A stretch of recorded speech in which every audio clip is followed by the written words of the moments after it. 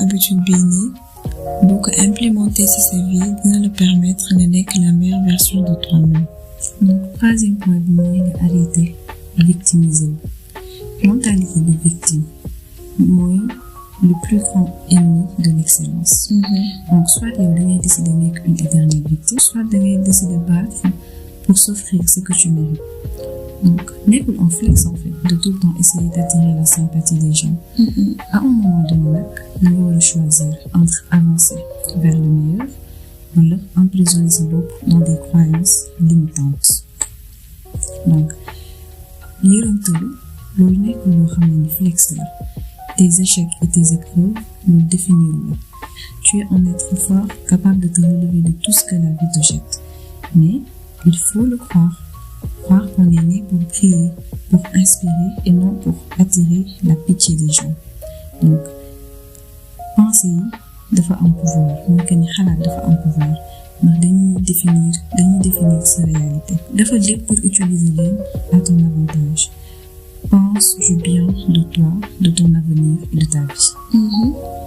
bu ñu waxee loolu nekkul ñu def victim blaming en fait lépp lu ngeen dund rek xam nañ que ne waa c'était dur et que vous êtes des victimes. Voilà nekkul ñu de remettre en question le fait que vous êtes des victimes mais à un certain moment il faut savoir avancer dans la vie. Exactement. Les injustices que tu as subies ne savent pas définir ta vie ni ta manière de voir la vie. Voilà, et on tient à préciser que jamais waroo woon dund loolu ce n'est pas normal.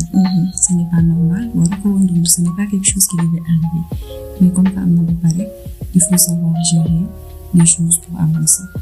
Quatrième habitude bii nii boo ko implémenter sa vie dina la permettre nga nekk la meilleure version de toi-même mooy nga réduire les distractions digitales. Exactement. Voilà parce que dafay bouffer la majorité de notre temps.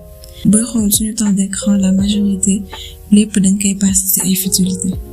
Distraction digitale yi dañuy réduire suñu productivité dañuy altérer la qualité de notre sommeil et ça nous pousse dans une sorte de médiocrité extrême. Les problèmes des distractions digitales c'est que ça nous pousse à être des consommateurs perpétuels.